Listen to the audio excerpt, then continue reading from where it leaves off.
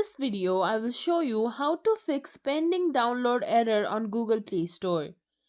So first thing that you need to keep in mind is you might be trying to download multiple apps at once. Then it will take time. It will simply start downloading one by one. So that is why you might be stuck on the pending download error. You can simply wait for some time. But if you have just one download and it is also stuck in pending, then here's what you can do. First of all, make sure that your Wi-Fi connection is stable, or you could try switching between Wi-Fi and mobile data.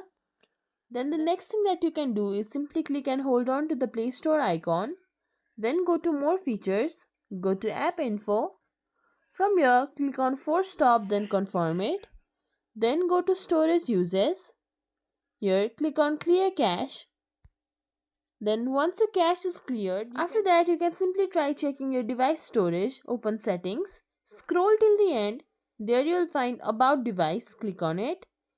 Then you'll find Storage here, click on it. Now check if your storage is full here. If your storage is full, then simply try to delete some of the unnecessary files or apps. After that you can try downloading it again. One last thing that you can do is simply press and hold on to the power button. From here, turn the slider upwards and restart your device.